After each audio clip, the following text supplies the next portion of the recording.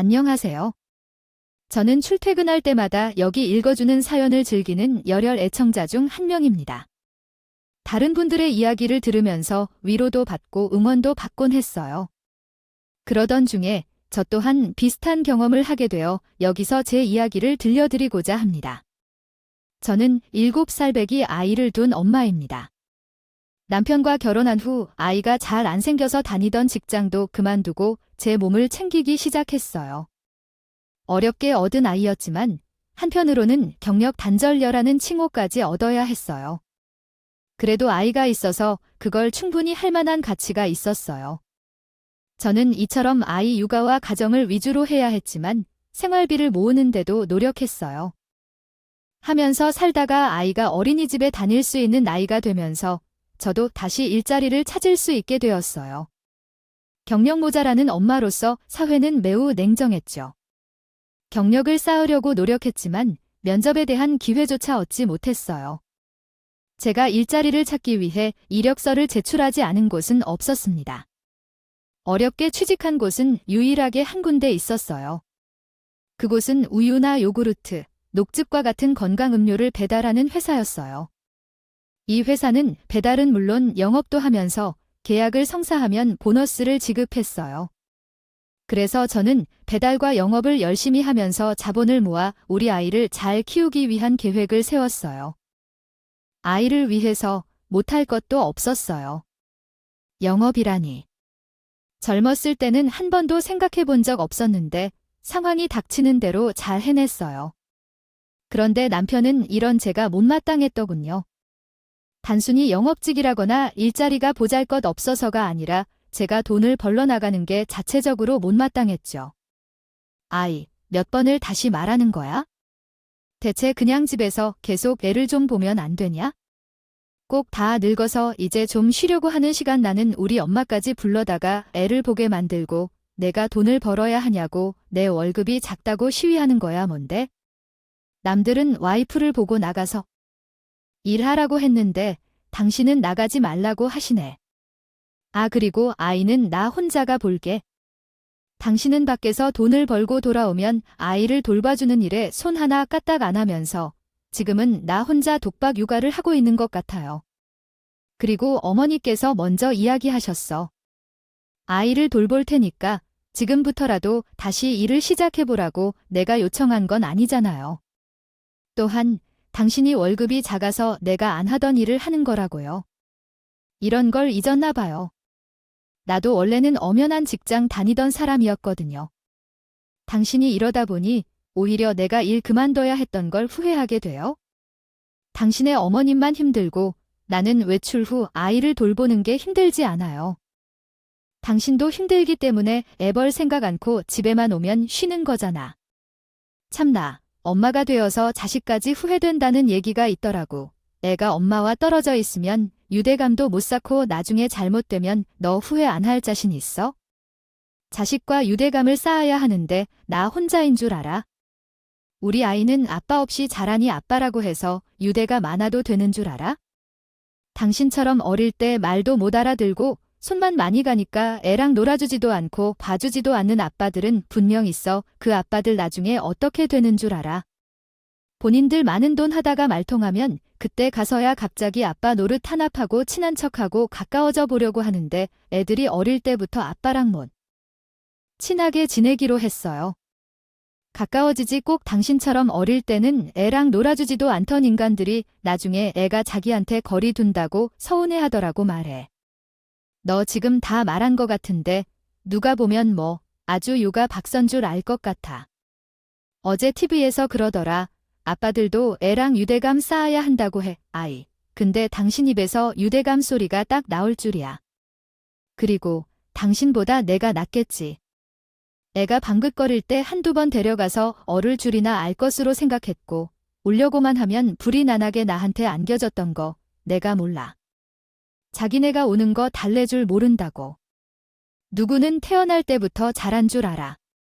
유대감은 지금부터 쌓는 거야. 유대감에 대해 당신이 뭘 안다는 거고 나는 언제. 우리 연우는 자기의 결정을 후회하고 있다고 했어?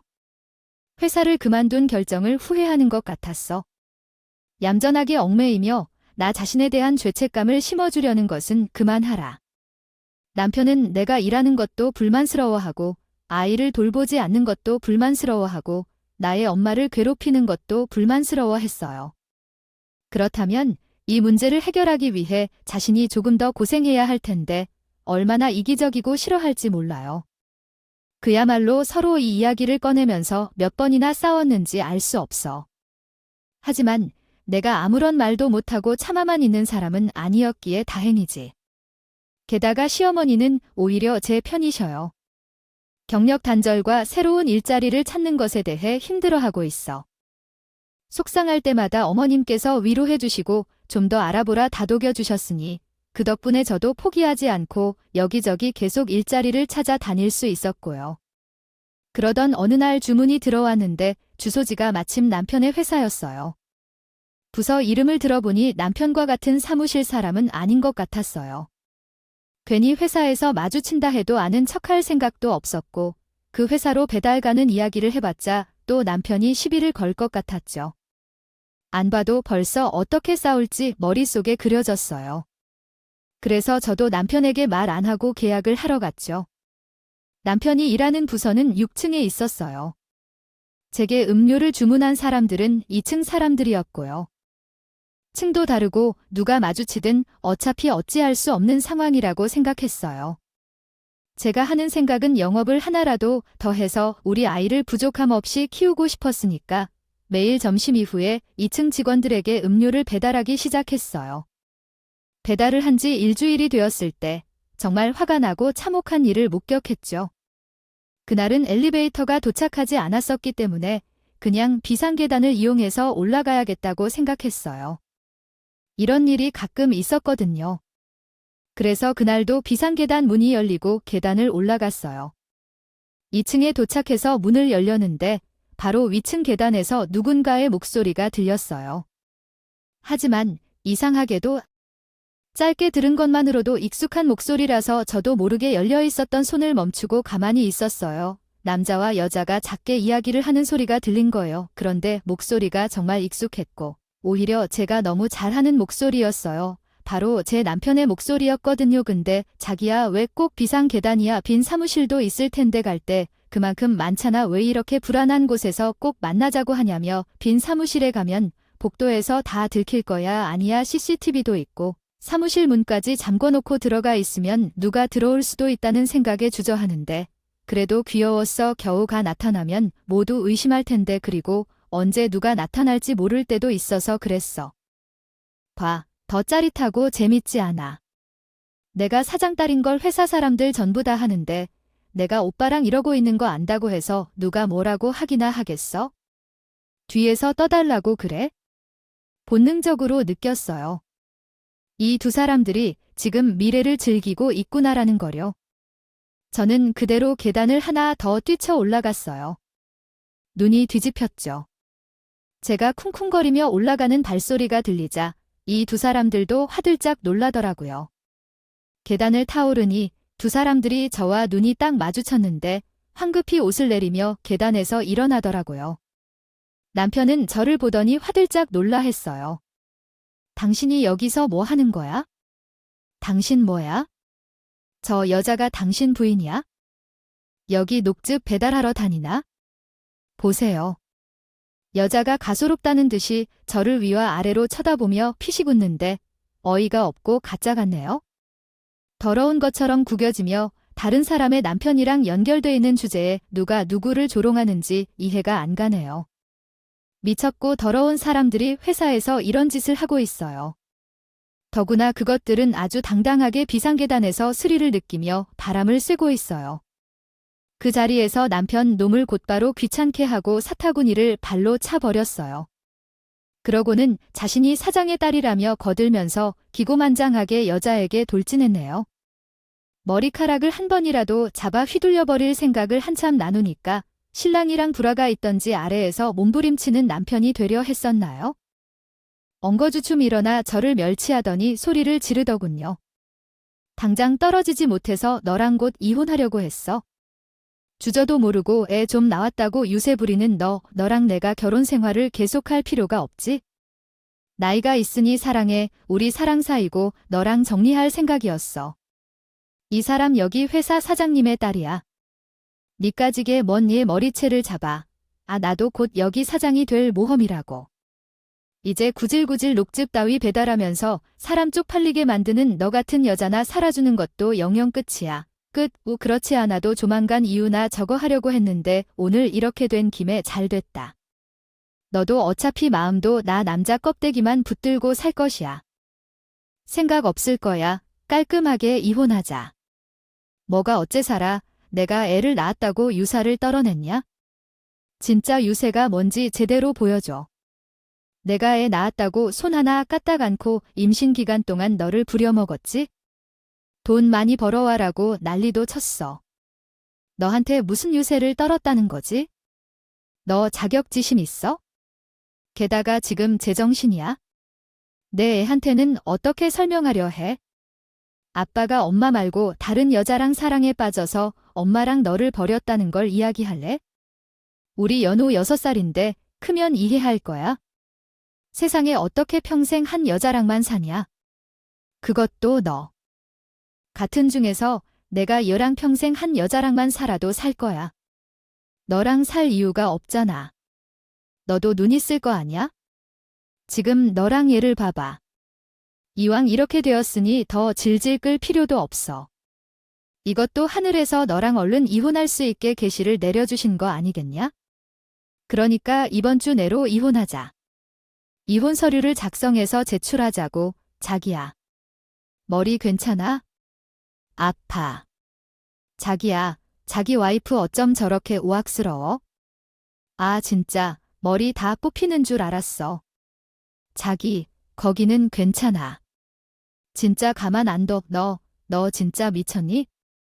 지금 네가 사장 딸이라고. 저 화상이 도대체 몇 살짜리를 지금 만나는 거야? 10살은 넘게 차이 나는구먼. 10살 어려도 미래의 사모님들 사람이야. 그리고 너는 사장 될 몸이고. 우리 나 어린이가 아버지 돌아가시고 나면 전부 내 거라고 했다고.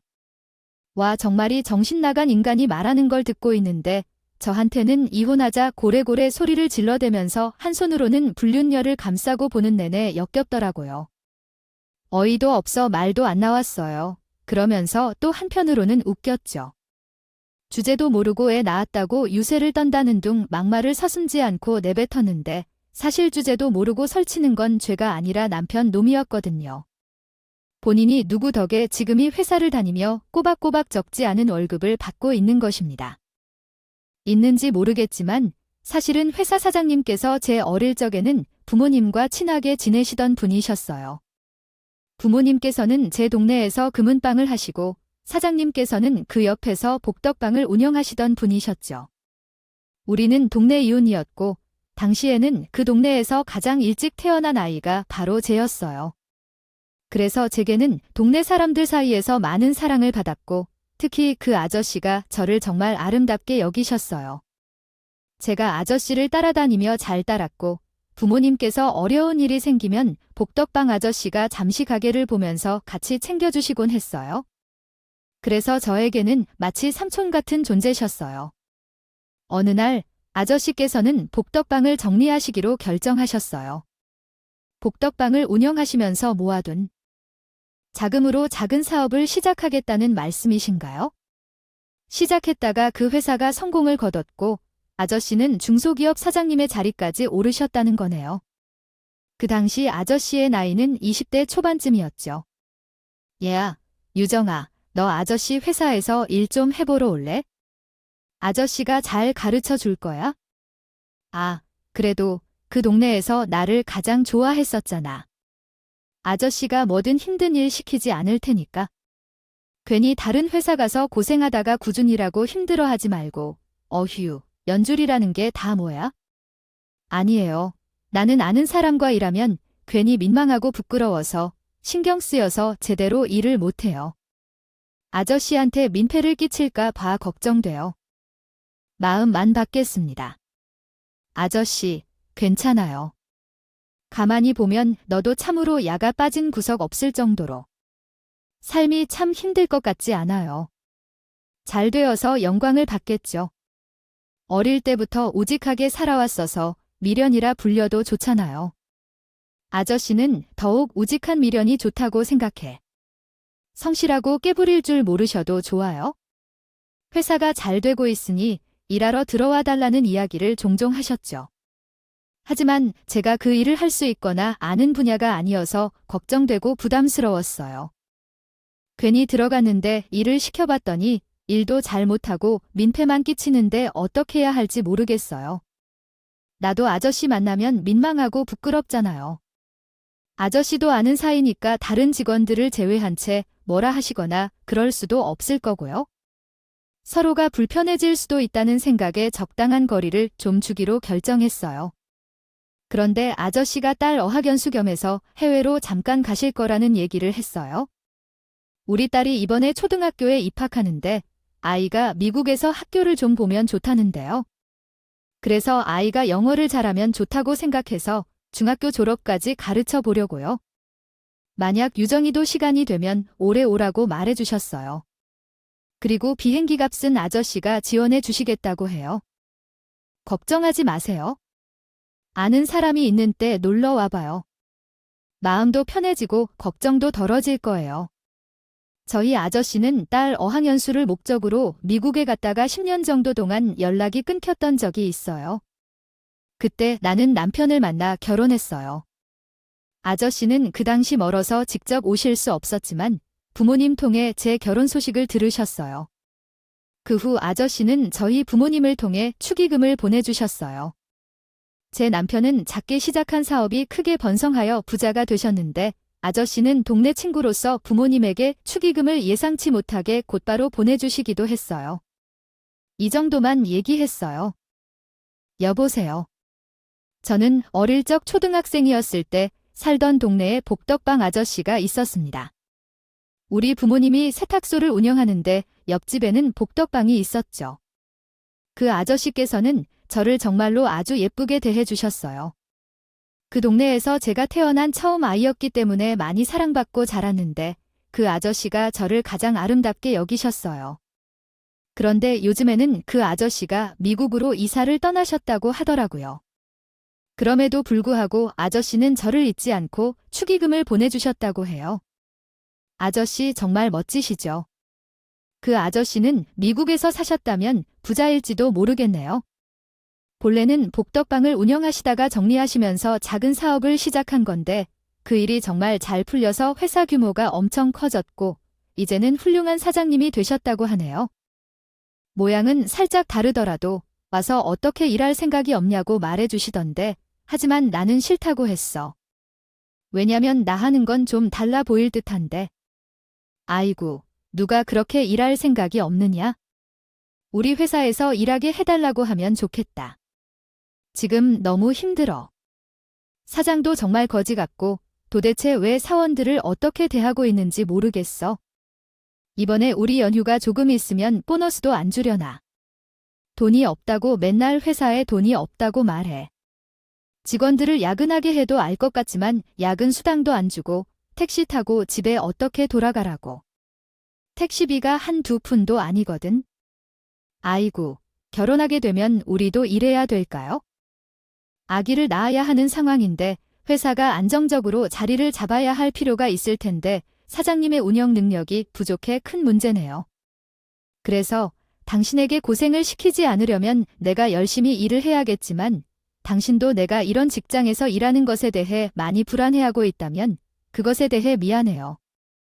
아저씨가 주신 축의금에서 자연스럽게 남편의 직장에 대한 한탄으로 얘기가 이어지면서 저 역시 한순간 들었던 생각이 그겼어요. 아저씨께서 남편 일자리를 부탁해볼까 하는 생각이었답니다.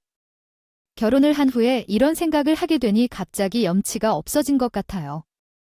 그렇게 해서 저는 남편을 속이고 미국으로 떠나게 되었습니다. 넘어간 아저씨께 처음으로 전화를 했어요. 아저씨는 잘 지내시나요? 저는 유정이에요. 미국 생활은 어떠세요? 유정아? 그래, 잘 지내지 에이. 이제 10년 넘게 있으니 적응은 다 됐지 뭐. 어쩌다 할 일이야. 유정이가 먼저 연락을 다 하고 미국에 뭐를 사다 줄까? 아저씨 딸내미 데리고 한국에 들어갈 거야. 그나저나 결혼한다 하면서 축하를 받았어. 아저씨가 미국에서 결혼 선물 사다 줄까 하는데 필요한 건 없겠지? 아, 아니야. 아저씨 축하해 주셔서 감사해요. 뭐를 사다 달라는 부탁은 아닌데요. 좀 죄송스럽고 염치 없긴 한데 부탁 하나 드리려고 전화했어요. 그래, 뭐. 이제라도 회사에 들어갈래. 아저씨가 그랬잖아. 배우기만 하면 너도 금방요. 잘할 수 있을 것이라고 그 부탁하려는 것이라면 더 말 안 해도 돼요? 아저씨가 당장 내일 이야기해서 이 자리 하나만 만들어주시면 돼요?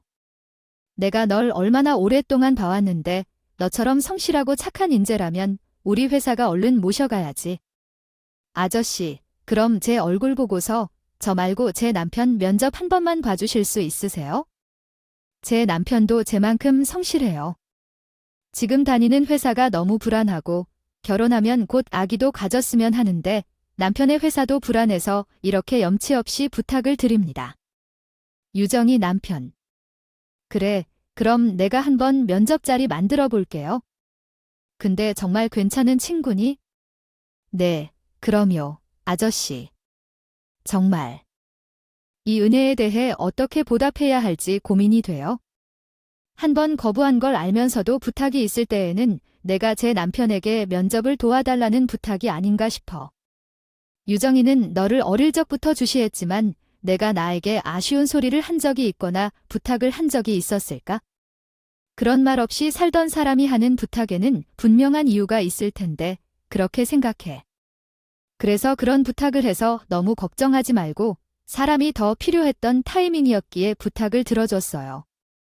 다행히 남편도 아저씨가 운영하시는 회사 분야에서 경험을 쌓아왔어서 아저씨께서도 또 다른 훌륭한 사람이 필요하다는 이야기를 하시며 제 마음을 덜 걱정하도록 신경을 써주시고 남편과의 면접을 도와주셨어요.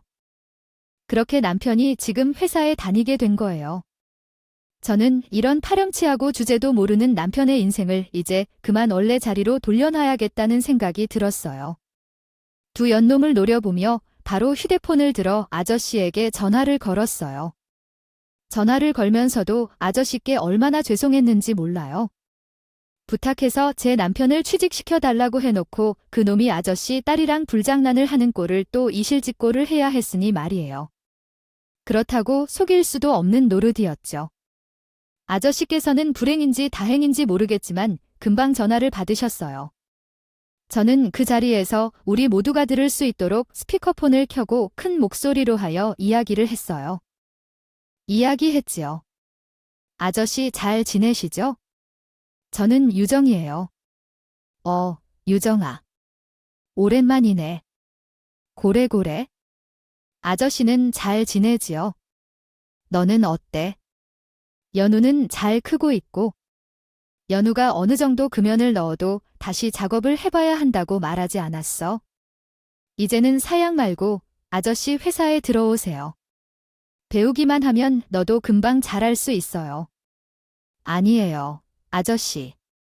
제가 아저씨를 뵌다면 부끄러워요. 죄송하고 염치가 없는데 부탁 하나만 더 드리려고 해요. 비상계단의 아저씨 목소리만 스피커폰으로 울리기 시작했어요. 남편은 갑자기 내가 무슨 행동을 하는지 전혀 이해할 수 없다는 듯으로 황당해하고 제가 하는 행동을 많이 쳐다보고만 있었어요. 반면에 사장의 딸은 그럼에도 불구하고 뭔가를 알아차리는 듯했어요. 분명히 다른 목소리라는 걸 알아채곤 했죠. 눈이 동그래져서 차마 말도 못하고 제게 핸드폰 번갈아가며 바라보며 질문하는 듯했어요. 마치 당신은 우리 아버지를 어떻게 아는 거죠? 하는 것처럼요.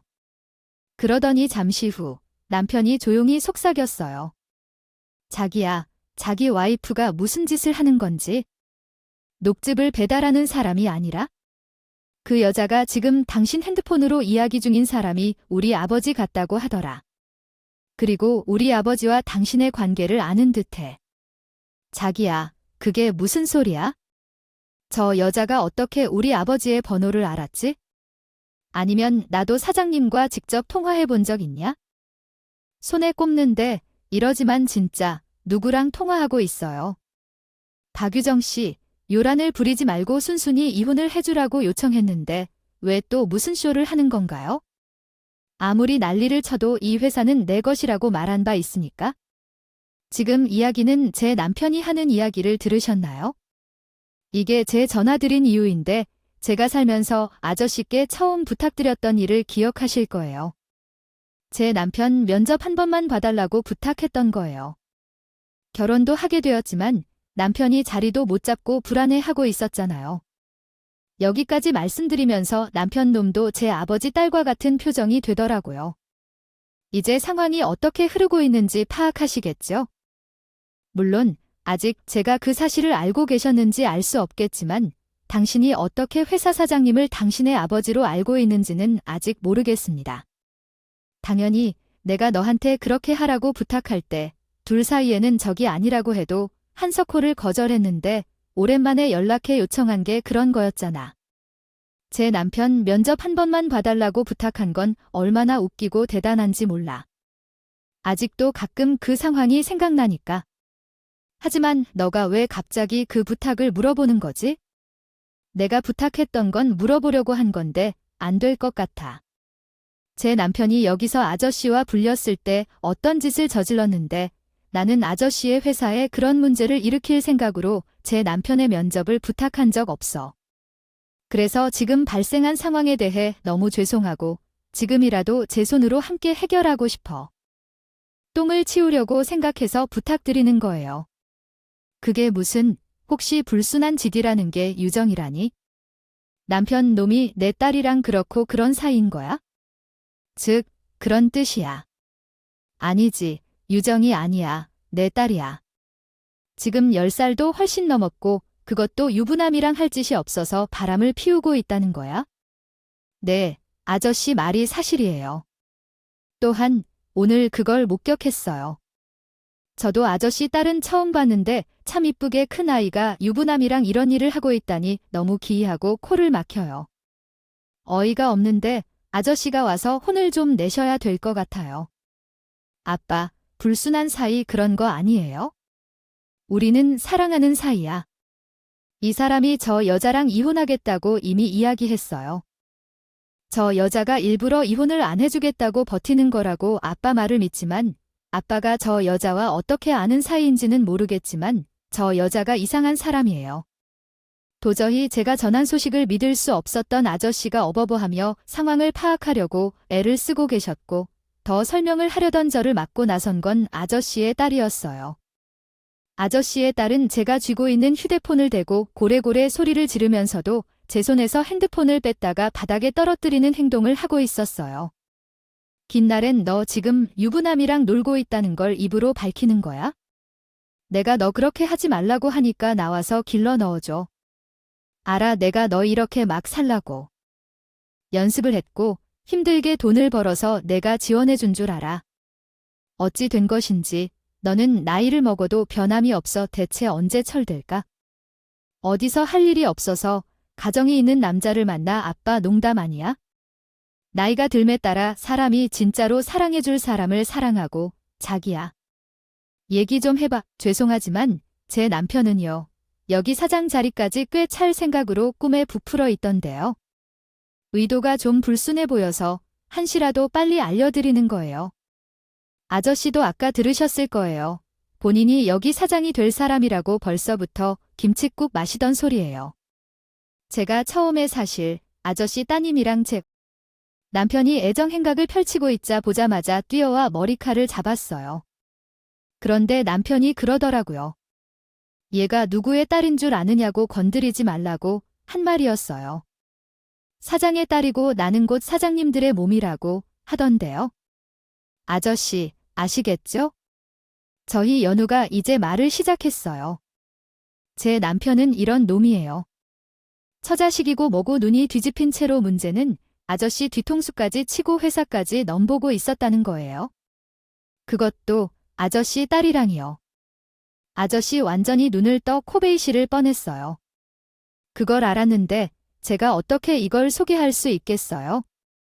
사장님, 결코 아닙니다. 그런 적 없어요? 저는 사장님의 딸을 진심으로 사랑하는 사람입니다. 유정이가 거짓말을 하는 거예요? 뭘? 진심으로 사랑한다고? 그렇다면 자네는 아이에게 어떻게 할 거냐고 말이야? 아이한테는 어떻게 말해줄 거냐고. 아빠가 엄마를 놔두고 다른 여자와 사랑에 빠져서 이혼을 했다는데 아이가 나중에 크게 되면 충격이 크지 않을까 생각하지 않아? 자네는 왜 그런 생각을 하나도 안 하고 있어? 아빠라는 사람이 어떻게 그럴 수 있나? 게다가 내 회사를 다 남기지도 말고 내 아들한테도 물려주지 않을 생각이야. 나 죽으면 다른 사람을 찾을 테니까. 아저씨가 그런 말을 하자 아저씨의 딸도 남편도 엄청 당황해서 입만 벙긋벙긋 떼고 있었어요. 아니, 사장님, 다른 사람이랑 할 거면 준디가 버젓이 살아있는데 그게요. 아니에요. 날씨가 어떻게 변하는지 말씀해 주세요. 지금 제가 미쳤어요. 자기가 첫째를 버리러 오겠다고 하니까 아버님이 그렇게 말씀하시는 건가요? 아니요, 얼른 안 버릴 거라고 말했어요. 그 아이는 사장님 아들이고 버릴 생각은 전혀 없습니다. 얼마나 그래도 아빠로서 할 일은 다 할 겁니다. 정말이에요. 그렇게 무책임한 사람이 아니에요. 회사를 전혀 염두에 두지 않고 그런 일을 하겠다는 건 아니에요. 아이가 그렇게 말해주니까 제가 동조 정도만 한 거예요. 저는 결코 회사를 무시하거나 그런 일을 하겠다는 게 아니에요. 남편은 뭐라도 변명을 해보려고 했던 모양입니다. 적당히 몰아 둘러보려고 했는데 도저히 할 만한 말이 떠오르지 않았던 것인지 무엇인지 앞뒤가 전혀 맞지 않는 말들을 행여 다소 떠받치다 말고 살짝 입을 꾹 다물어 조용해져 버렸어요. 자기도 생각해도 말이 안 맞고 어이가 없었을 겁니다. 결혼 생활 9년 차에 아이와 아내가 함께 하는데 자신이 생물자식을 떠나보내고 내 딸에게 오겠다 하면 어떤 부모가 좋아할까요? 그러한 사람을 내 딸의 배우자로 받아들이고 싶어 하겠습니까? 자신의 아이를 버린 사람이 다시 한번 버릴 가능성도 배제하지 않을 것이라 생각하지 않으실 겁니다. 대부분의 어른들은 그렇게 생각할 것입니다. 왜냐면 바람을 피우는 사람들은 그런 것을 생각하지 못하는지 참으로 무서워요. 자기들은 다를 것이라고 굳게 믿는 것도 어리석고 우습죠. 아저씨의 딸도 마찬가지로 남편이 입을 꾹 다물고 멍청이처럼 웅크리고 서 있자 그녀 본인도 적절한 말을 찾지 못하고 남편을 노리며 입을 꾹 다물고 있더군요. 아저씨, 일이 이런 식으로 되어서 참으로 죄송합니다. 어차피 저는 이제 이혼할 것이니까요. 더 이상 제 남편도 아니고 제 길을 가면서 제게 주무른 눈치는 볼 필요가 없습니다. 응당 받아야 할 징계 처벌을 내리시면 됩니다. 자식을 버리는 자는 천벌을 받아 마땅합니다. 이런 인간일 줄도 모르고 아저씨에게 그런 부탁을 드렸던 것을 매우 죄송하게 생각합니다. 아니다. 내가 어떤 죄가 있겠느냐. 잘못한 인간들이 따로 있지? 날 잘못 키워서 미안하다는 생각이 들어. 금이야 웃기네. 열심히 키웠더니 어떻게 아예 가정이 있는 남자가 눈물을 흘린다고. 내가 알아서 정리하겠지만 속상할 테니 너도 마음 잘 추스럽게 해. 무슨 일이 생기면 다시 연락해줘. 아저씨는 자신의 딸이 불륜을 저질러서 크게 충격을 받은 것 같았어. 한편으로는 죄송했어. 내가 남편을 회사에 소개하지 않았어야 했는데. 그렇다면 바람피는 사람들이었겠지만 어딘가에서 바람을 피우고 있는 걸 생각하니 마음이 정말 복잡해. 알리는 행동 자체만으로도 마음이 편하지 않고 죄송스러웠지만 숨기는 방법으로는 영원히 숨길 수 없고 결국 아시게 될 일일 테니까 생각해봐야 해야 돼. 진정한 사랑인 줄 외치던 두 사람의 모습이 아직도 이해가 되지 않아 가끔 생각이 나는데요. 그럴 때마다 피식피식하며 웃음이 나와요. 어째서 바람을 피우든 사람들은 남의 마음에 상처를 준 채 사랑이라고 말을 할까요? 성품 좋은 아저씨 밑에서 태어난 그 딸이 어떻게 그런 모습일까요? 충격이었어요. 그 둘에게 전화를 끊고 소리쳤어요. 비상계단에서 히히덕거릴 때 그때는 좋았던 거예요. 그러나 애 낳고 유세를 떠나려는 어떤 이가 녹즙을 깨달았다고 비웃겠죠. 어째서 그들에게 인생의 끝장이 녹즙을 배달하며 아줌마일까요? 철딱선이 없는 사람들이거나 안 되면 이런 회사에 입사하거나 낙하타도록 하겠어요. 한심한 남자를 못하는 게 좋다고 뭐라고 하지 빌빌댈 예정이던 내 남편 놈과 내 노란불 불륜을 저지른 너와 참 끼리끼리 잘 만났다. 이혼 소송을 할 예정이니까 위자료를 넉넉히 준비해야 해. 안 하면 우리 연우한테 아빠의 역할도 못하게 될 거라서. 어느 날 잘 해결을 해보라고. 그렇다면 이만 녹즙을 배달하러 간다.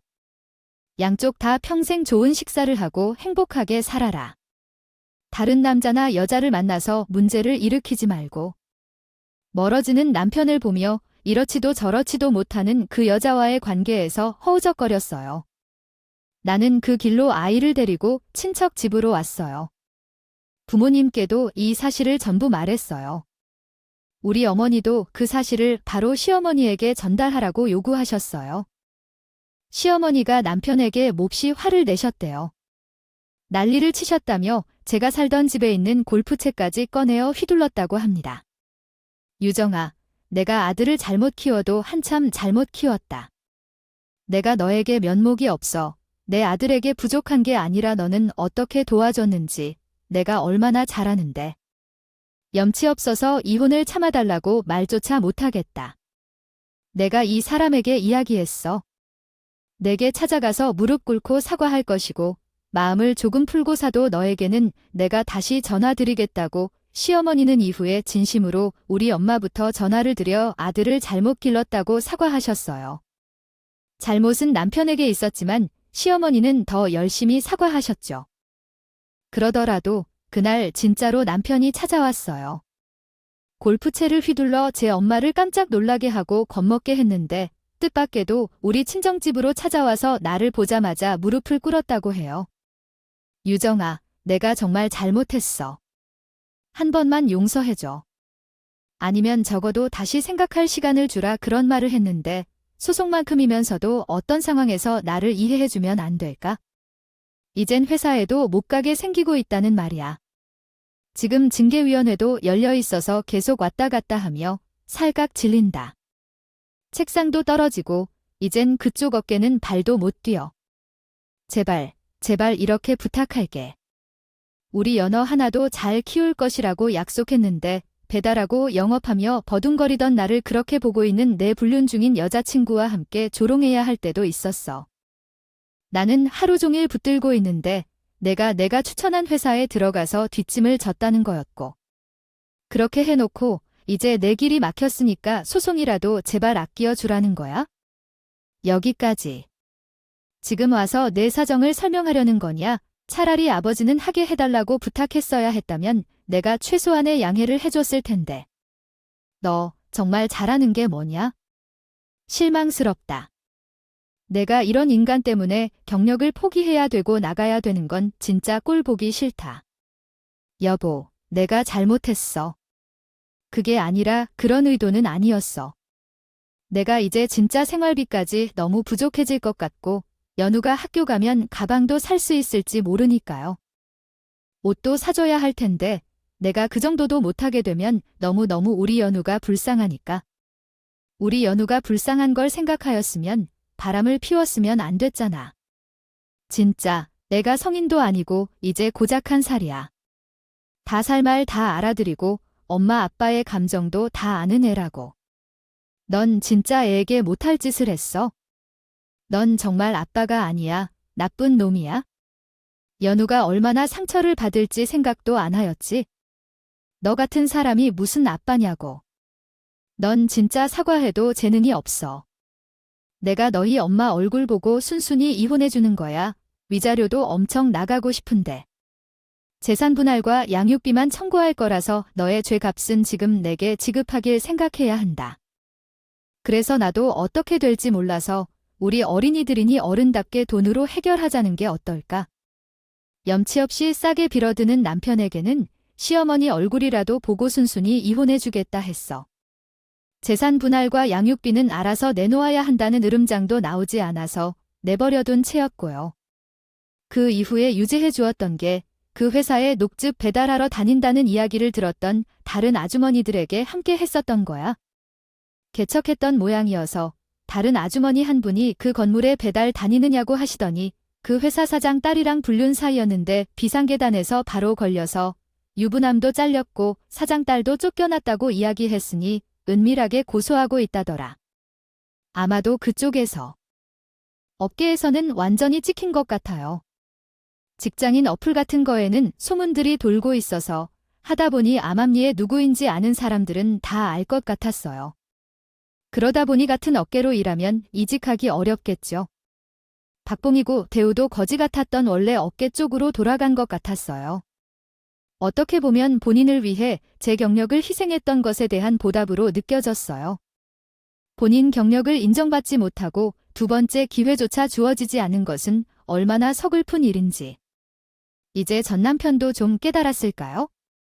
나중에 사장 아저씨가 연락해서 받았는데 금이야 오기야 키우던 딸이 그러고 다녔으니 아저씨도 속상하셨을까요? 카드도 전부 정지시켜버리고요.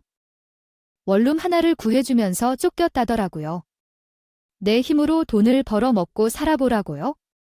저보다 한참 어린 아이였는데 아저씨가 딸에게 내린 벌이 정신 차리는 계기가 되었으면 좋겠네요. 그리고 아저씨네 감사팀에서 전 남편을 조사한다고 컴퓨터부터 핸드폰까지 모든 것을 회수했는데 아주 큰 건수를 하나 잡았다고 하더라고요. 이 놈이 아저씨 회사를 진짜 자기 걸로 만들려고 했었는지 경쟁업체와 내통했던 증거와 협력업체의 회사 기밀까지 유출한 내역이 발견되어서 민형사 소송까지 당하게 되었다고 했어요. 이쯤 되면 두 놈들의 인생을 제대로 조져놓은 것 같지 않나요? 그 후에 저는 그런 사건이 있었던 후에 아저씨 회사에 취직을 했어요. 두 번 다시는 남을 소개해주고 싶지 않아요. 주지는 말아야겠다는 교훈을 얻었고 아저씨께서도 차라리 내가 들어와서 일해주는 게 생판 모르는 남보다 믿음 간다고 하셨거든요. 덕분에 저는 인생 이막을 다시 열었어요. 새로 배우는 일이라 힘들긴 하지만 얻은 기회라면 소중함을 알고 노력해서 저와 우리 아이의 인생을 발전시키겠습니다. 이것이 제 생각입니다.